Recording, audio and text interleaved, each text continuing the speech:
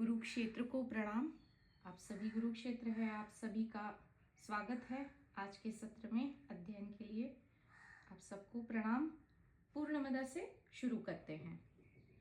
ओम पूर्णमद पूर्णमिदं पूर्णात् पूर्णमुदच्यते पूर्णस्य पूर्णमादाय पूर्णमेवावशिष्यते। ओम शांति शांति शांति। तो पांचवा मंत्र है तदंतरस्य सर्वस्य तदु सर्वस्यास्य बाह्यतः।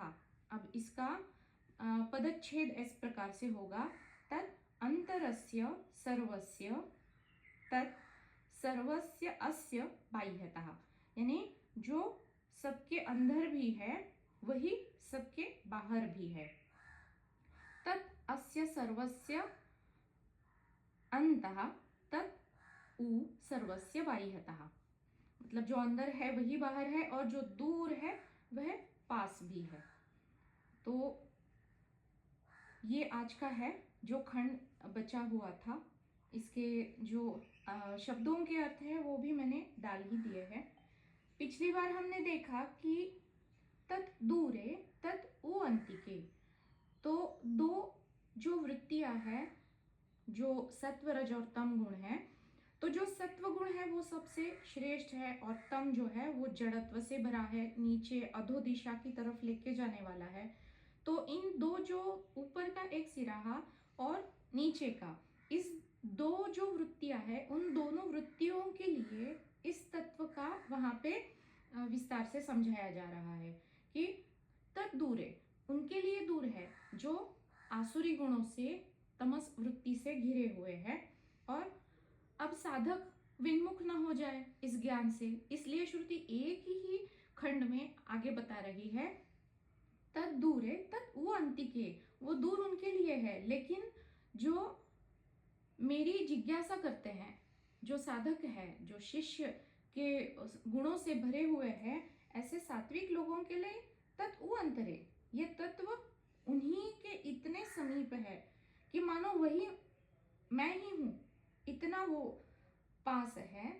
और इसकी प्राप्ति तब ही होगी जो उसको खोजने की कोशिश करेगा, जो खोजेगा वो पाएगा। तो इस प्रकार से बताया जा रहा है। अब उसके बारे में हमने पिछले सत्र में बहुत सविस्तर इसमें विस्तार से देखा था। तो यहाँ पे जो ये दो वृत्तियां जो सामान्य लोगों में पाई जाती है, उनके लिए ये जो डिफरेंस है, ये जो इसमें इतनी विरुद्ध गुण से ये कैसे तत्व सामने आता है। एक प्रकार से वो सत्य स्वरूप भी है जिसमें कोई कंपन हलचल नहीं, जो स्थिर है, जो नित्य है, जो कोई अवस्था है ही नहीं, जो सारी अवस्थाओं से परे है, सब स्थान काल सबसे परे है, ये भी हमने देखा ना। और फिर भी ऐसे जो लोग हैं जो आसुरी वृत्ति के हैं, जो तमस गुण से भरे हुए हैं, तो इनके लिए ये मायोपाधित ब्रह्म है, यानी माया की उपाधि से आवृत्त हुआ ये ब्रह्म है।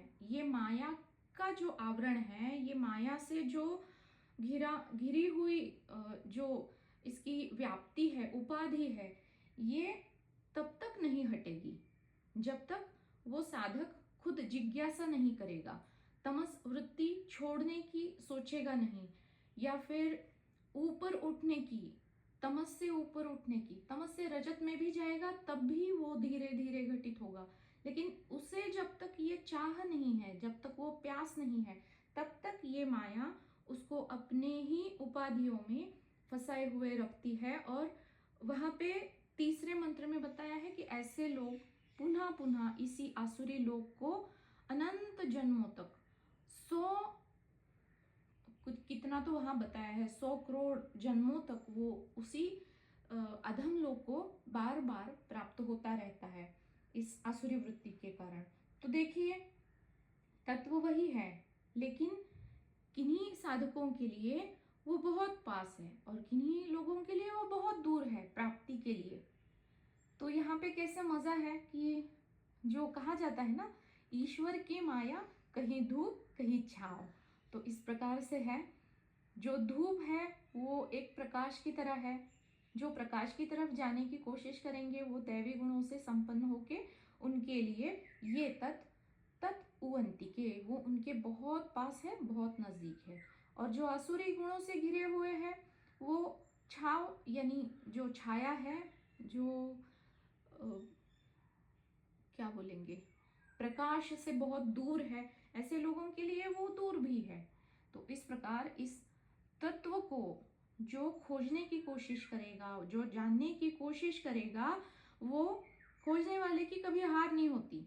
तो प्रयत्न करने से सब कुछ प्राप्त होता है। तो इस प्रकार से ये सारा जो हम यहाँ पे उपनिषदों का जो व्याख्यान कर रहे हैं, तो इसका मात्र यही उद्देश्य है कि जो मेरा स्वरूप है, जो सारी अवस्थाओं से परे है, जो अद्वैत अवस्था है, वो वहाँ अवस्था भी नहीं है लेकिन अद्वैत कहेंगे उसको, क्योंकि वो कोई अवस्था है नहीं, लेकिन इस अवस्था में हमें स्थित होने के लिए ये सहायकारी बनाने वाले ऐसे ये मंत्र हैं जो हमें निधिध्यासन करवा रहे हैं। जो हमने गुरु वचनों को सुना हुआ है उसके ऊपर ये मनन यहाँ पे हो रहा है, और ये निधिध्यासन के माध्यम से इसमें अवस्थित होने का धीरे धीरे प्रगति की तरफ जाने का एक एक कदम आगे बढ़ाया जा रहा है। हमारे इतने अनुभव में ये तब तक नहीं आएगा जब तक ये बदलाव बहुत बड़ा विचार में जब अंतर नहीं आएगा, तब तक ये बदलाव समझ में भी नहीं आएगा। तो ये जो दो बताए गए हैं, दैवी गुण और आसुरी गुण, यहाँ पे हमने पिछले मंत्र में देखा कि त्याग से आप इस्तेमाल करो, त्यक्तेन भुंजिथा। तो इसको अगर समझना है तो हमें प्रकृति से ये सीख लेनी पड़ेगी। जैसे कि देखिए, प्रकृति में कोई लोभ नहीं है, प्रकृति में एक स्वाभाविकता है, सब कुछ स्वाभाविक रूप से वहां पे घटित हो रहा है। जैसे नदी अपनी स्वाभाविकता से बहती है, पवन अपनी स्वाभाविकता से बहता है, और इस प्रकृति में मात्र देने की भावना है, वहां पे कोई लोभ या कोई लेने की कोई भावना नहीं है। आप प्रकृति को जो भी दोगे वो उसको बहुत अच्छा करके हमें दे वापस अच्छे रूप में प्रदान करेगी। तो इस प्रकार से ये प्रकृति की जो देने की भावना है, इसको अगर एक दो उदाहरण से समझेंगे तो पेड़ जैसे हमेशा देते हैं, कहीं कहीं कुछ पेड़ फूल देंगे तो कहीं कोई पेड़ फल देंगे जो बहुत सारे लोगों की, प्राणियों की भूख मिटाएंगे। पत्ते भी बहुत सारे प्राणी खाते हैं। तो जितना आवश्यक उतना ही वो लेते हैं, और बाकी सब कुछ वो बस देने की अवस्था में है हमेशा। और ये प्रकृति का स्वभाव है। ये स्वभाव प्रकृति से जुड़े हुए हर एक जीव में पाया जाता है। जैसे अब हम जंगल में जाते हैं तो हम देखते हैं कि शेर अपना जो भी ये है जीव, हिरण या जो भी रैबिट है उसको खाता है, तो वो उसका भक्ष्य है। लेकिन अगर शेर का पेट भरा हुआ हो तो एक ही किनारे पे एक साथ वो शेर अगर पूर्ण संतुष्ट है, उसका पेट भरा हुआ है, तो इसके बाजू में ही वो बाकी के हिरण साथ साथ पानी भी पीते हैं। तो इस प्रकार से ये प्रकृति है जो हमें सिखाती है कि अधिक का लोभ मत करो, कल की चिंता मत करो। या फिर ये तो प्रकृति का हो गया कि लोभ ना करो, लेकिन हम तो मनुष्य है ना, हमने इन सारे जीवों को पार कर लिया है और हम खुद को बहुत श्रेष्ठ समझते हैं, क्योंकि हर एक चीज का हम जो उपलब्धि है इनको इतने अच्छे तरीके से हमने इस्तेमाल किया है, और हर एक चीज का हमने खुद की सुविधा के लिए इसको हम नियंत्रण में ला रहे हैं। तो हमें लगता है कि सब कुछ हमारे सेवा में उपस्थित होने के लिए, सब कुछ ये जो है उपलब्धियां, ये मात्र इसी के लिए बनी है। और ये मात्र एक जो स्वार्थ है उसी बुद्धि से ये धीरे धीरे मान्यताएं बढ़ती जाती है। जो हम बचपना से देखते आ रहे हैं, जो एक समाज है, जो एक अ, क्या बोलेंगे, डेवलप्ड जो सोसाइटी है, तो उसमें यही परोसा जाता है या फिर वो मान्यताएं अपनी आप बैठ जाती है। तो ये स्वार्थ की वजह से है। अब इसको प्राकृतिकता की तरफ लेके जाने के लिए क्या करना होगा? जो स्वार्थ है उसको धीरे धीरे बढ़ाते हुए, इसको भी हमने एक बार देखा है कि स्वार्थ को धीरे धीरे बढ़ाते हुए, मैं मेरी फैमिली को छोड़ के, मेरी सोसाइटी उसको छोड़ के, मेरा गांव उसको छोड़ के, मेरा जो भी स्टेट है उसके लेवल पे, या फिर मेरा देश है, फिर इतना असीम। तो ये स्वार्थ को भी अगर बढ़ाएंगे तब भी ये जो कण कण में ईशावास्य जो है वसन कर रहा है, जो कण कण में, जो सारे भूत मात्राओं में समाया हुआ है, उसकी अनुभूति हम कर पाएंगे।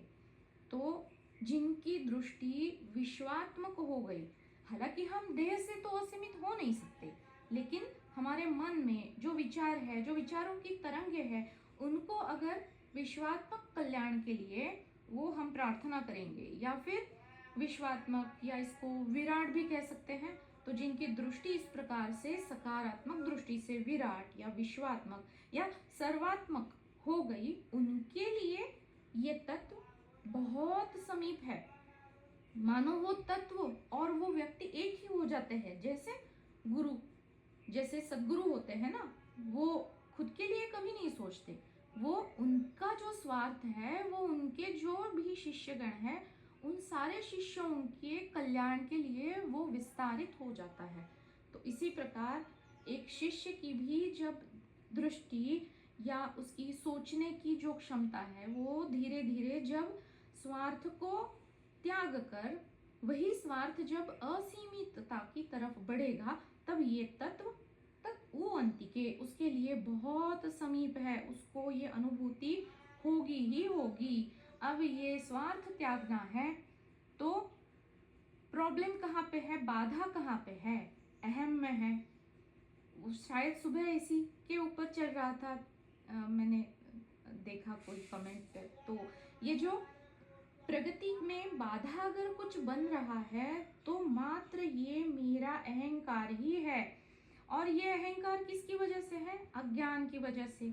अज्ञान की वजह से जो कर्तापना या भोक्तापना का एक जो अड़चन बन जाती है, वही एक बाधा बन जाती है उस जीव की प्रगति के लिए। अब ये जो कर्तापना या भोक्तापना है, इसको गीता में मूढ़ अर्जुन को संबोधित करते हुए भगवान बताते हैं, अहंकार विमूढ़ात्मा कर्ता हम इति मन्यते। जो विमूढ़ आत्मा है, जो जीव मूढ़ता से घिरा हुआ है, जो अज्ञान में पलप रहा है, जो अज्ञानी है और खुद को अज्ञानी जानता भी नहीं है, वो वास्तव में अहंकारी होता है। उसका अहम बहुत बढ़ा हुआ होता है और उसे जो हटाना चाहता है, स्वार्थ का त्याग करना चाहता है, वही इस तत्व को प्राप्त करने के लिए सुपात्र बन जाता है।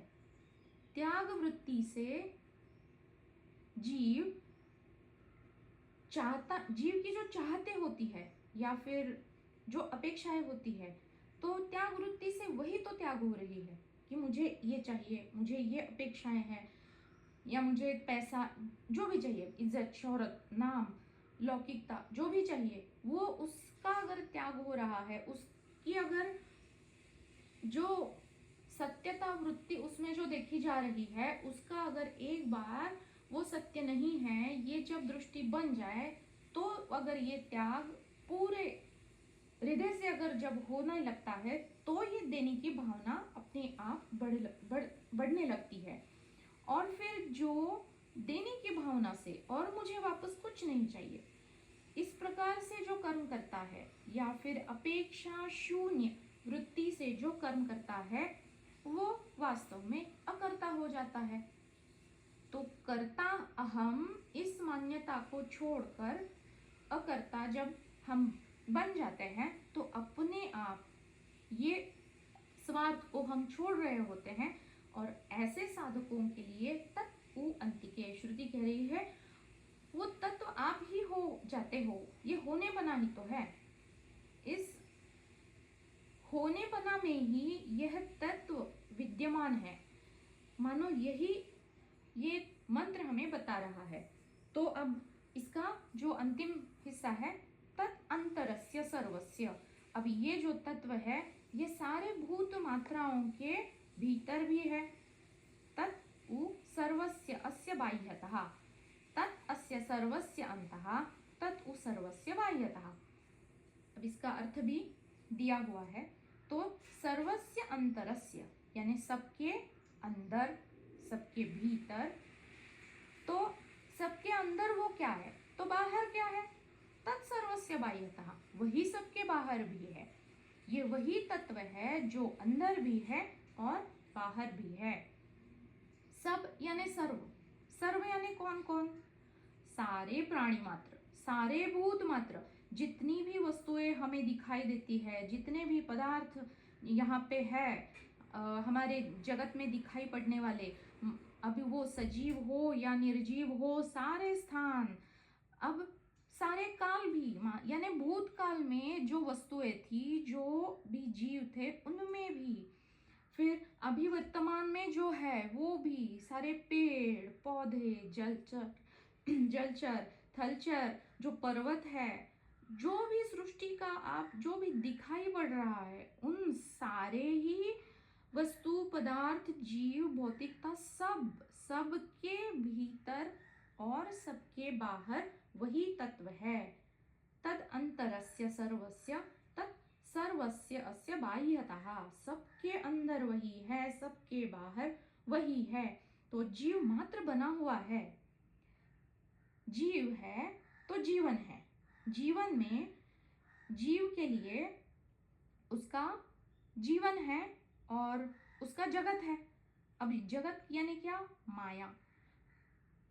माया यानी जो सब कुछ ये दिखाई दे रहा है, जो भी अभी हमने गिनवाया, इससे परे और तो कुछ है नहीं, इतना ही तो सब कुछ है। वस्तु पदार्थ, सारे भूत मात्र, पर्वत, जो भी सजीव निर्जीव, इससे और क्या होगा। तो ये सब कुछ मिथ्या है, माया है, जो इस जीव का जगत बना हुआ है, जो प्रतीति मात्र है। लेकिन इन सारी दृश्यों में, जो मिथ्या रूपों में, जो कण कण में बसने वाला जो तत्व है, ईश्वरी तत्व है, इस तत्व को जो देखता है, जो साधक उसे जानने की कोशिश करता है, ऐसे साधकों के लिए श्रुति कहती है कि वह तत्व वही तत्व है जो सबके अंदर है और सबके बाहर है। अब वह तत्व कैसा है, अब ये तत्व जो बताया जा रहा है, तत् यानी ये जो तत्व है ना, उसके बारे में बता रहे हैं। जो श्लोक में है, तत् अस्य सर्वस्य अंतः, ये जो तत्व है जो सबके अंदर है, और तत् उ सर्वस्य बाह्यतः, इस तत्व के बारे में जो बताया जा रहा है, ये तत्व के बारे में है। ये तत्व कैसा है, जो सृष्टि का ईशन करने वाला है। ईशावास्यम इदम सर्वम। अब ये ईशन यानी क्या, सृष्टि का सृजन, सृष्टि का पालन, सृष्टि का नियंत्रण और सृष्टि का नियमन सब कुछ करने वाला है, ऐसा ये तत्व है। और इन सबको, यानी अभी जो भी हमने सारे चीज जो गिनवाए, जो दृश्य हमें दिखाई दे रहे हैं, तो इस जगत को, इस जीव के जगत को जो तत्व में ही देखता है। श्रुति कहती है जो सारे इस जगत को तत्व में ही जो देखता है, उसके लिए मैं बहुत नजदीक हूं या बहुत समीप हूं। तत्व अंतिके, उसके ही पास हूं, उसमें ही मौजूद हूं। क्योंकि मैं, अब ये श्रुति मैं यानी तत्व के लिए कह रही है। मैं तत्व यानी ये जो अस्तित्व का जो कोई भी आत्मा, ईशन, ब्रह्म, साक्षी, कूटस्थ चैतन, जो भी, तो ये जो तत्व है वही सबके भीतर और सबके बाहर है, ऐसा श्रुति इस अंतिम खंड में बता रही है। अब भीतर और बाहर इसको समझना है तो एक हम घड़ा घड़ा जब देखते हैं तो घड़े के भीतर उस घड़े ने अवच्छिन्न किया हुआ घटाकाश होता है, और जो घड़े के बाहर है उसको मठाकाश बोलते हैं, यानी सारे जगत का जो ब्रह्मांड का आकाश है। तो एक घटाकाश है जो घट के भीतर है, और एक मठाकाश है जो घट के बाहर, यानी सब कुछ व्याप्त जिसने किया हुआ है। अब अगर जब घड़ा फूटेगा तो घड़ा फूटने पर जो घटाकाश है, जो आकाश घड़े से व्याप्त है, अंदर उसके अंदर जो मौजूद है, वो विलीन हो जाएगा। ऐसा लगता है हमें कि वो घटाकाश में विलीन हो गया, लेकिन वो पहले से ही मठाकाश में ही तो मौजूद है, वो थोड़ी मठाकाश के बाहर है। तो ये जो घटाकाश दिख रहा है हमें, ये तो मात्र दृष्टि का आभास है ना। ये हम जिस प्रकार से समझ रहे हैं उसी प्रकार हमने इस देह रूपी घड़े को समझना चाहिए।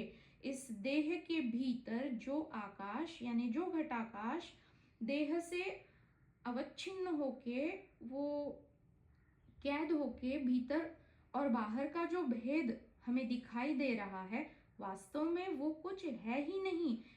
अंदर और बाहर का कोई भेद नहीं है। जैसा कबीर जी के किसी दोहे में आता है ना कि कबीरा पानी एक है, भांडे में ही भेद है। तो आकाश यानी क्या है, उसमें भी पानी है, और इस देह रूपी घड़े में क्या है, 78% तो पानी ही है। तो ये पानी जो बाहर का जो पानी है, आकाश में जो पानी मौजूद है, उस पानी से इस घड़े के भीतर का पानी अलग, घड़े का पानी बनकर अलग रूप से भासित तो हो रहा है मात्र, लेकिन ये घड़ा किसके भीतर है, जो आकाश स्थित जो पानी है उस पानी के भीतर ही है। तो बाहर और भीतर का जो भेद है वो केवल इस देह रूपी घड़े के आकार की वजह से भास रहा है। तो ऐसा समझने पर यह समझ में आएगा कि ये जो तत्व है उसमें कोई भेद नहीं है, भेद मात्र दृष्टि का है। जो घड़े का आकार बना हुआ है वो तो घड़ा किससे बनता है, मिट्टी से ही बनता है। घड़ा फूटने के बाद क्या हो जाता है, मिट्टी ही हो जाता है। तो ये आकार मात्र केवल कुछ क्षण का भासित हो रहा है, दिखाई दे रहा है बस, वास्तव में तो है मिट्टी ही, और तत्व ही तत्व में अपने आप विलीन हो ही रहा है, हुआ ही है वो केवल भासित हो रहा है। तत्व अभेद है, अखंड है, उसमें कोई खंड नहीं। ये जो खंड हमें दिखाई दे रहा है घड़े के आकार का, वो मात्र दृष्टि का भ्रम है। अभेद और अद्वैत, इसी की पृष्ठभूमि पर आकाश में ये भेद हमें दिखाई दे रहा है, जो अलग अलग भूतों के आकार से घड़े के रूप में, जैसे अब इस घड़े को हम देह रूपी घड़ा कहे, वो देह चाहे किसी भी प्राणी मात्र का हो, मनुष्य का हो, जो भी हो, या फिर इसको और एक उदाहरण से अगर हम समझेंगे तो आकाश हम देखते हैं और आकाश में बहुत सारे बादल हमें दिखाई देते हैं। वो क्या है, बादल असल में क्या है, वो मात्र एक कोई रंग है, रूप है, आकार है, जो कुछ क्षण के लिए दिखाई देते हैं।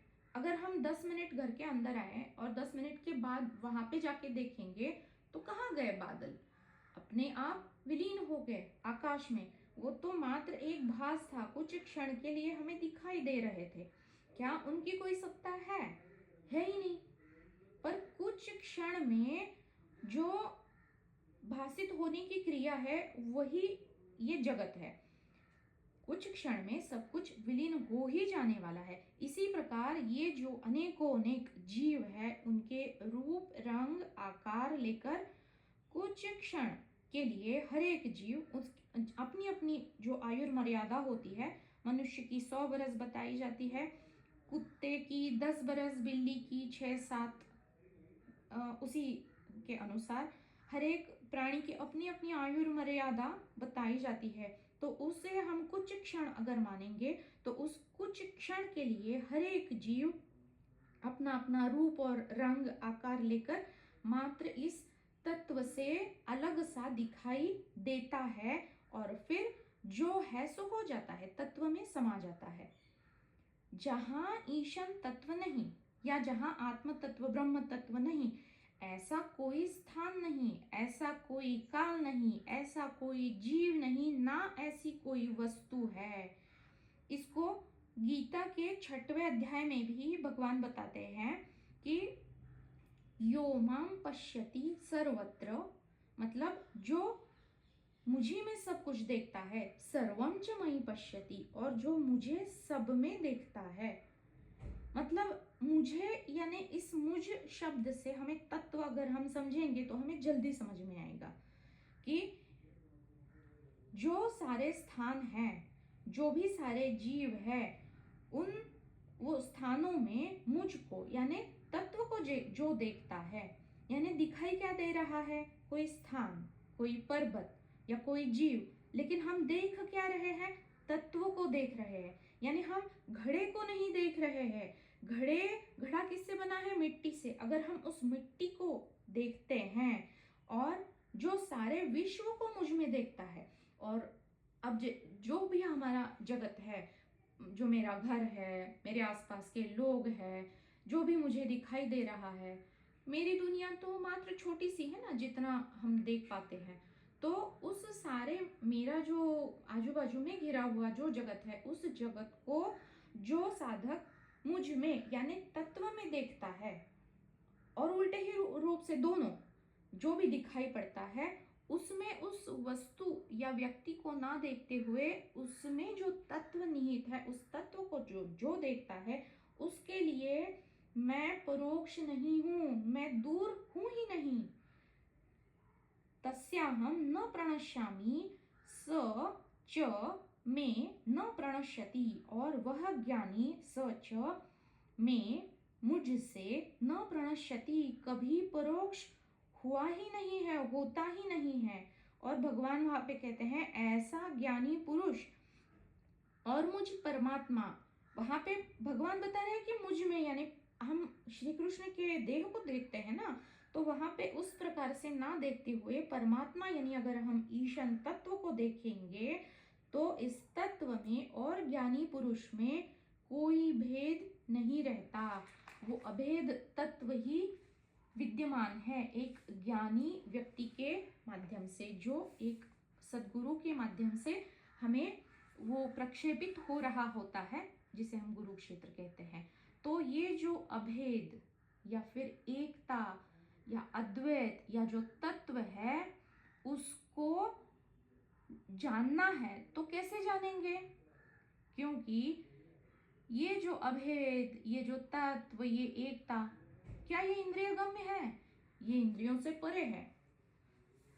अगर ये इंद्रिय गम्य नहीं है तो ये बुद्धि का विषय है ही नहीं, तो ये अज्ञेय है। अब इसलिए ये अज्ञेय है जो जाना नहीं जाएगा, तो इसको जानेंगे कैसे? इसलिए जानना है तो अभेद को जानने के लिए बुद्धि के उपयोग से हमें पहले क्या करना होगा? भेद को जानना होगा। जिस भेद को बुद्धि समझ पाए उसको नेति नेति करके ही, उसको जो भी दिख रहा है उसको नेति नेति करने के बाद क्या बचेगा? अभेद ही बचेगा। तो शास्त्र में बहुत सारे भेद बताए जाते हैं। ये भेद कौन कौन से हैं देखते हैं। सजातीय भेद है, एक विजातीय है, एक स्वगत भेद है। ये तीन बड़े वाले तीन भेद हैं। अब सजातीय भेद यानी क्या? मनुष्य जाति। अब इसमें सारे मनुष्य आ गए। अब इसमें जो धर्म माने जाते हैं, कोई हिंदू है, कोई मुसलमान है, कोई सिख है, कोई ईसाई है, या फिर कोई लंबा है, कोई नाटा है, कोई गोरा है, कोई काला है, तो ऐसे सारे मनुष्य ये सजाति में आते हैं। एक जाति है ना, तो इनका आधार क्या है? मनुष्य जाति, जो सजातीय है, सारे मनुष्य। या फिर अगर हम वृक्ष को देखेंगे तो सारे वृक्ष सजातीय है, लेकिन उनमें भेद कौन कौन से हैं? कुछ वृक्ष आम के हैं, तो अगर 10 वृक्ष आम के हैं तो आम के वृक्ष हो गए, ये वृक्ष में विशेषता आ गई। या फिर 2 वृक्ष बेर के हैं 10 वृक्ष आम के हैं, ये विशेषता है। 2 बेर के हैं, ये बेर की विशेषता हो गई। लेकिन सारे वृक्ष है। अब ये जो वृक्ष है ये सजातीय भेद हो गया। अब विजातीय देखेंगे कि विजातीय यानी क्या। अब हमने जो उदाहरण लिया कि मनुष्य है और वृक्ष है, इनमें विजातीय भेद हो गया। मनुष्य हिलते हैं और वृक्ष हिलते हैं, लेकिन एक जगह से दूसरी जगह हिल नहीं सकते, तो ये विजातीय हो गए। या फिर मनुष्य प्राणी और बाकी जो प्राणियां हैं उनमें जातीय भेद है, इसलिए वो विजातीय हो गए।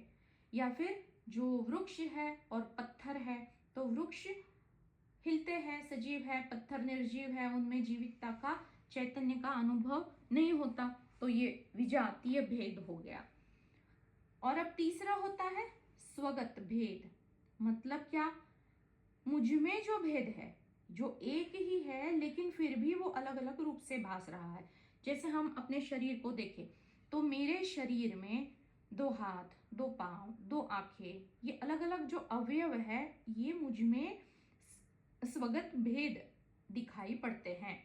इसी प्रकार अगर हम पेड़ में देखेंगे तो पेड़ में स्वगत भेद क्या क्या होंगे, उसकी शाखाएं, उसके पत्ते, फूल, फल आदि जो है, अलग अलग उसकी जो टहनियां आदि, तो ये पेड़ के स्वगत भेद हो गए। अब ये भेद हमने क्यों गिनवाए, ताकि ये सारे भेद इस तत्व में नहीं है। जो चैतन्य है, तत्व है, उसमें कोई भेद नहीं।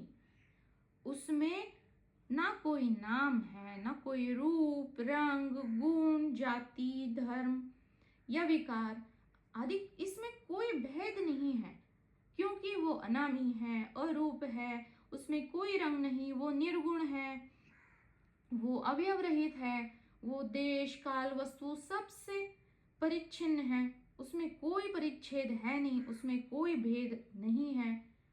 तो इस प्रकार से ये अदृश्य, निरूपाधिक, उसमें कोई उपाधि नहीं है, निर्गुण है, उसमें कोई गुण नहीं है, निरवयव, उसमें कोई अवयव भी नहीं ना होने के कारण उसमें स्वगत भेद जैसी भी कोई चीज नहीं है। अगर उसमें स्वगत भेद भी नहीं है तो ये सजातीय और विजातीय भेद उसमें कहाँ से होंगे। इस प्रकार से तत्व में कोई भेद नहीं, इसलिए इस तत्व में ना कोई खंड है, ना उसमें कोई सीमा है, और अंदर बाहर का भेद भी उसमें नहीं है, क्योंकि जो घड़ा हमें दिखाई दे रहा है उसमें भी वही तत्व है, और वो घड़ा जिस आकाश में है वो आकाश भी वही तत्व है, और घड़े के भीतर जो आकाश है उस घटाकाश में भी वही तत्व है। तो सब सारे स्थानों में अगर यही तत्व है तो उसमें खंड कोई होने की संभावना नहीं, ना उसमें अंदर बाहर का कोई भेद होने की भी कोई संभावना कभी हो सकती है। तो इस प्रकार से अंदर बाहर, पास और दूर, ये सारे भेद इस तत्व में कहाँ से होंगे, सोचने की बात है ना। तो वही ये श्रुति में बताया जा रहा है, तद दूरे तद अंतिके। लेकिन फिर भी जो तमस गुण से आवृत्त है उनके लिए वह बहुत दूर है, क्योंकि उनकी दृष्टि ही उस तत्व पे नहीं जा रही है। जो दिखाई दे रहा है उसमें वो सत्यता मान बैठ रहे हैं, तो वही सत्य उनके लिए सत्य बनकर सामने खड़ा है, इसलिए वो तत्व से बहुत दूर है। बहुत लंबी यात्रा करने के बाद ही, वो दूरी तय करने के बाद ही वो उनके पास पहुंचेंगे। वह जो तत्व जो सबका आधार है, जो सर्वगत है, वो पिछले श्लोक में हमने देखा ना, तद्धावते तदंतिके।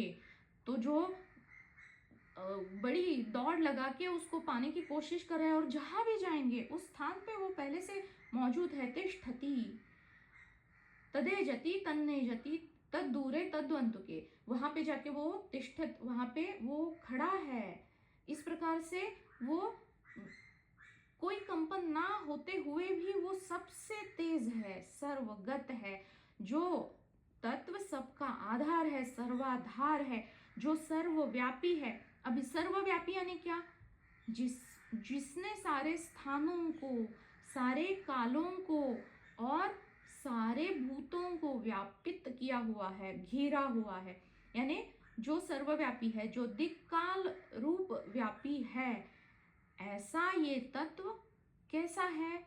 निष्कंप है, निर्भेद है, निर्गुण है, जिसमें कोई कंपन नहीं, जिसमें कोई भेद नहीं, जिसमें कोई गुण रंग रूप आकार नहीं। ऐसा यह तत्व है जिसको हमने ये 2-3 श्लोकों में अध्ययन करने की कोशिश की है। और ये मंत्र हमें आत्मा की या तत्व की व्याप्ति यहाँ पे दर्शा रहा है, जो सबके अंदर और सबके भीतर है। ये तत्व सबके अंदर और भीतर होते हुए भी वह स्थिर है, और स्थिर होकर भी हम जहाँ भी जाए वहाँ वो प्राप्त है, पहले से मौजूद है, इसलिए वो चर भी है।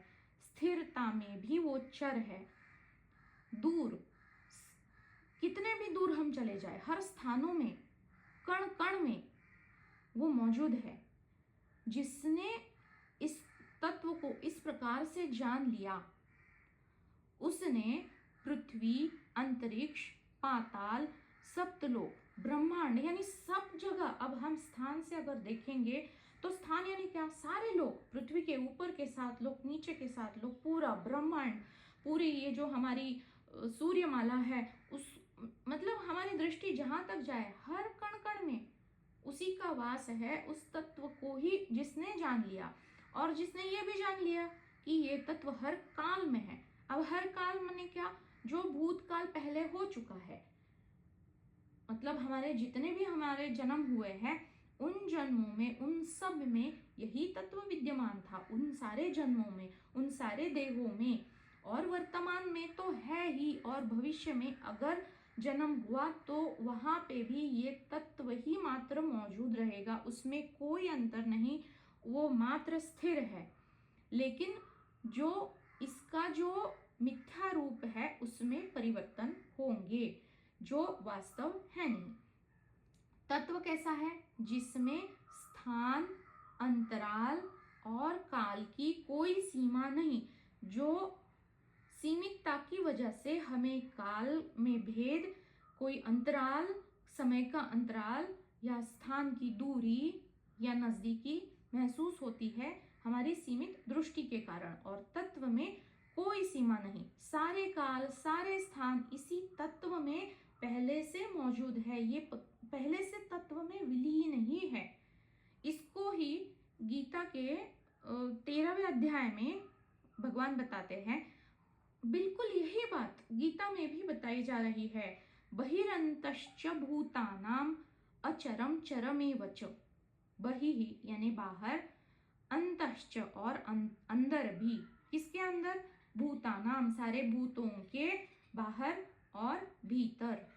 अब ये भूत कैसे है? जीव यानी भूत है क्या? नहीं, वहां पे भगवान बताते हैं अचर और चर, जो हिलते हैं और जो एक जगह से दूसरी जगह गमन नहीं करते, ऐसे भी सारे भूतों के अंदर, यानी जो पर्वत है जो हिलता नहीं है, जो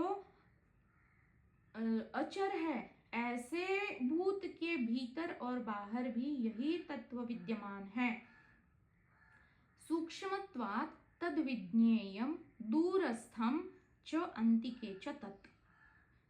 यह तत्व इतना सूक्ष्म से सारी ओर घिरा हुआ है, सब कुछ उसने व्याप्त किया हुआ है कि कितने भी दूर चले जाओ, अंत में यही तत्व विद्यमान मिलेगा। सूक्ष्मत्वात् तद विज्ञेयम, इसको जान लो कि वो जितना सूक्ष्म है उतना ही वो सर्वव्यापी है। इसलिए दूरस्थ च अंतिके च तत्, जितना भी वो दूर है, जितना भी आप दूर चले जाओ, उसके अंत में ये तत्व ही पहले से मौजूद मिलेगा, वहीं पे वो विद्यमान है। सारे भूत मात्र, प्राणी, सजीव, निर्जीव, चर यानी एक जगह से दूसरे जगह गमन करने वाले, अचर जो हिलते नहीं हैं, उसमें पेड़ और पौधे भी आते हैं, पर्वत आदि जो निर्जीव जो है वो भी प्रकृति के जो बने हुए हैं वो भी आएंगे। ये सारी वस्तुओं के भीतर और बाहर यही तत्व विद्यमान मिलेगा। बहिरंतश्च भूतानाम अचरम चरमेव च। मेरा और पराया, ये भेद हो जाता है ना। जब हम कहते हैं कि ये मेरा है और ये पराया है, तो ये भेद कहाँ से हो जाता है? अंतरंग और बाह्य रंग, ये जो हम देखते हैं हमारे देह के परिप्रेक्ष्य से, इससे ये भेद हो जाता है। वह यानी तत्व जो है वो सारे भेदों से परे है। सारे भेदों से परे ऐसा वो अभेद है कि जिसमें कोई भेद नहीं। ये जो भेद है ये मात्र हमारी सीमितता की वजह से हमें दिखाई देते हैं, भासते हैं। उसमें तो कोई मतलब ज्ञान और अज्ञान का भी भेद नहीं है, यह भेद भी उसमें नहीं है। क्योंकि ज्ञान और अज्ञान अगर भेद है तो ये भेद कैसा है? मायिक भेद है, और वो खुद स्वतः ज्ञान स्वरूप है। उसको अगर कुछ ज्ञान हो रहा है, अगर मुझे कुछ ज्ञान हो रहा है, तो उसमें कोई भेद है ना। मुझे ज्ञान किसका होगा? जो मुझसे दूर है, जो मुझसे परे है, पराया है, उसका मुझे ज्ञान होगा। जो मैं पहले से हूं, क्या उसका मुझे कभी ज्ञान होगा? जो मेरा स्वरूप है। जैसे कि मैंने एक बार उदाहरण दिया था कि मेरा पेट स्वस्थ है, क्या इसका अनुभव जब मैं स्वस्थ होती हूँ तो मुझे होता है? कभी नहीं होता। वो मेरा स्वरूप है ना, मैं स्वस्थता में मौजूद हूँ। इसका ज्ञान कब होता है? जब पेट में कोई दर्द होता है, तब मुझे वो दर्द का एहसास होता है, यानी ज्ञान हो रहा है। देह में कुछ गड़बड़ी है, इसका भेद स्वरूप से ज्ञान हो रहा है। तो ज्ञान हो चाहे अज्ञान हो, ये सारा जो है ये मायिक रूप से ही मौजूद है, और इस तत्व में यह भेद भी नहीं है, ये उससे भी परे है। लेकिन माया के कारण भेद ना होते हुए भी वो दिखाई मात्र देता है। क्यों दिखाई देता है?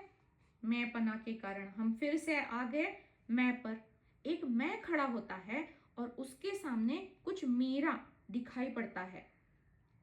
जो दिखाई पड़ता है, जो सबसे दूर है, वो सबसे पहले दिखाई पड़ता है। जो दूर है वो हमें प्राप्त नहीं है, इसलिए वो दूर भासित होता है। जैसे मेरी कोई अपूर्ण इच्छा या मेरी कोई शेष वासना, वो पहले दिखाई देगी। तो उससे पास क्या है? जो मुझे प्राप्त है, जो मेरा जगत है, जो मेरा परिवार है, घर बार आदि आदि, तो वो उससे मेरा पास है क्योंकि वो प्राप्त है। अब उससे पास क्या है? मेरा परिवार, मेरे जो सगे हैं वो उससे मेरे पास है। फिर मेरे परिवार से और मेरे पास क्या है? मेरी उपाधियां है ना, ये मेरा देह है, या फिर मैं भाई क्या हूँ, शिक्षक हूँ, डॉक्टर हूँ, इंजीनियर, वकील हूँ, ये उपाधियां है। या फिर उससे पहले मेरा घर और शरीर आएगा, फिर मेरी ये उपाधियां आएंगी। और सबसे पास क्या है? मेरा अहम ही मेरा सबसे पास जो है, ये मेरा अहम ही है। इस प्रकार मुझसे सबसे अगर कुछ पास है तो ये मेरा अहम है। और माया में रंग और रूप या कोई भी आकार लिए बिना कुछ संभव ही नहीं है। मिथ्या रूप और रंगों में सब कुछ अभिव्यक्त होता है। तो ये जो अहम है, ये मेरे ही मिथ्या रूप, रंग आदि को आकार लेकर मेरे सामने खड़ा है। जो आकार रूप रंग लेकर अहंकार बन जाता है, ऐसा ये मेरा अहम है जो सबसे मेरे पास है। अगर इसे कोई पहचान सकता है तो मात्र मैं हूं, क्योंकि वही मेरे पास सबसे पास है ना। अगर ये मेरा जो मैंपना है, ये अगर देह बुद्धि से है, यानी ये जो मेरा अहम है, ये अगर देह के आकार में सीमित हुआ है, तो इसी के कारण ये जो मेरा देह रूपी घड़ा है, ये किसी मेरी वासनाओं कामनाओं के कारण जो मुझे मिला है, जो प्राप्त है, इसमें अगर हम देह बुद्धि बनाए रखेंगे तो ऐसे व्यक्तियों के लिए ये माया, ये तत्व दूर है। लेकिन इसको हम ज्ञान स्वरूप से अगर देखेंगे इसमें हम तत्व को, मिट्टी को देखेंगे और ये जो आकार बना हुआ है ये मात्र कुछ क्षणों का दिखाई देने वाला है। इस प्रकार से जब हम जानेंगे तो ऐसे साधक लोगों के लिए ईशावास्योपनिषद बता रहा है, बेटा ऐसे लोगों के लिए तत्व अंतिके, मैं बहुत पास हूं। अब इसको जानने के लिए पहले भी मैंने इसको बताया था, लेकिन ये श्रुति माँ है ना जो कृपा करती है और वही चीज बार बार दोहराती है। तो घड़ा उत्पन्न होने से पहले मिट्टी था, वहां पे अभाव था घड़े के आकार का, जिसको प्राक अभाव कहते हैं। जैसे घड़ा उत्पन्न होने से पहले प्राक अभाव था, उसी प्रकार ये देह रूपी घड़ा जन्म लेने से पहले अभाव बना हुआ था, देह के रूप का या आकार का, देह रूपी घड़े का। और मृत्यु के बाद घड़ा फूटने के बाद उसको बोलते हैं प्रध्वंसा भाव। वहां पे प्रध्वंस होने के बाद भी घड़े के आकार का या देह रूपी जो यंत्र है उसका अभाव हो जाएगा। तो बीच में वर्तमान में जो दिखाई देने वाला आकार है वो मात्र दृष्टि का भ्रम है, क्योंकि वो कुछ क्षण दिखाई देने वाला है। जैसा गुरुदेव हमें टोमेटो का उदाहरण देते हैं, तो वो टोमेटो ये हमारी देह रूपी घड़ा है जो हम देख पा रहे हैं। तो आसुरी वृत्ति के लोगों के लिए अगर ये हमारी बुद्धि देह भाव में अगर अटकी रहेगी और मैं ही सबका करता धरता, मैं ही, मुझको ही सारा सब कुछ भोगना है, तो ऐसे लोगों के लिए श्रुति माँ बताती है अटकेगा सो भटकेगा। तो हमारा अटकना कहाँ है, साधक बन के हमें खोजना होगा। अभी कौन सी अटकन बाकी है, कौन सी अपेक्षा, कौन सी इच्छा पूरी करना बाकी है, इसके लिए 100 साल का जन्म प्राप्त हुआ है। इसको पूरी पूरी उपलब्धता से हमें इसका इस्तेमाल जरूर करना है। या फिर मुझे कौन सा अभिमान है, क्या मुझे देह का अभिमान है, या फिर मेरे बुद्धि का अभिमान है, या मेरे नाम रूप का अभिमान है, या जो मैंने जो कुछ भी कमाया है पैसे का अभिमान है, क्या मुझे किसी चीज के कर्तेपना का अभिमान है क्या? ये मुझे ही खुद अवलोकन करना होगा, क्योंकि ये जो मेरा अहम है ये मेरे ही सबसे नजदीक है, वो किसी दूसरे के नजदीक है ही नहीं। और ये मेरा अहम मात्र माया से जुड़ा हुआ है, जो नश्वर है उसका क्या अभिमान, उसमें क्यों अटकना? ये सवाल साधक बन के मुझे ही खुद से करना होगा। जो देह रूप घड़ा या देह रूपी घड़ा एक ना एक दिन फूटना ही है, उसी से ये सारे अभिमान जुड़े हुए हैं, ये बुद्धि का हो या नाम रूप का हो, ये पैसे का हो। देह चली जाने के बाद ये पैसा थोड़ी ना साथ में जाएगा, ये यहीं पे रहेगा। तो ये सारे अभिमान, ये सारे अहम जो मात्र देह से जुड़े हुए हैं, अगर वो देह कभी है ही नहीं, उसकी कोई सत्ता ही नहीं है, तो ये अभिमान क्यों साथ में उसका बोझा ढोना है? अगर उसका त्याग करने की हम स्वीकृति खुद ही खुद को देंगे, तब ना जाके ये जो स्थूलत्व, ये जो जड़त्व हमें दिखाई नहीं दे रहा है, लेकिन ये उसकी माला हमारे गले में पड़ी हुई है, उसको हम त्याग पाएंगे। और जब ये जड़ता या स्थूलता त्यागी जाएगी, तब ना जाके सूक्ष्म की तरफ की हमारी यात्रा आगे घटित होगी। कोशिश तो जरूर करती रहनी चाहिए, क्योंकि कोशिश करने वाले की कभी हार नहीं होती। और ये सब कुछ कृपा से ही साध्य है, कृपा के सिवा कुछ भी प्राप्त नहीं होगा, क्योंकि करने वाला अगर जब तक बना हुआ है तब तक वो जड़ता की तरफ ही लेके जाएगा। इसीलिए आप कोई से भी संत ले लो, वो अपनी जितनी भी जो कुछ भी करनी है उसके पीछे अपने जो गुरु है, गुरु तत्व को वो सारा श्रेय देने का ख्याल ध्यान जरूर रखते हैं। अपने खुद के ऊपर उसका कर्तेपना कुछ नहीं लेते, क्योंकि असल में करने वाला ये गुरु क्षेत्र ही है। कृपा से ही सब कुछ संभव है।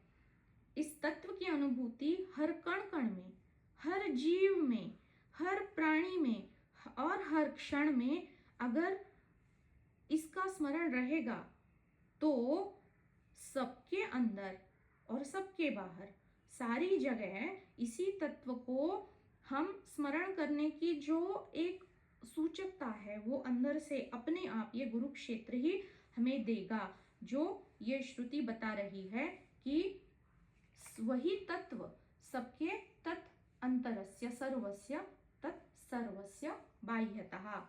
तो श्रुति माँ फिर कहती है जैसे कि हम उसके बेटे ही है, बेटा तथास्तु। तो इस प्रकार से ये 5वें मंत्र के ऊपर आज के लिए यहीं पे विराम करते हैं।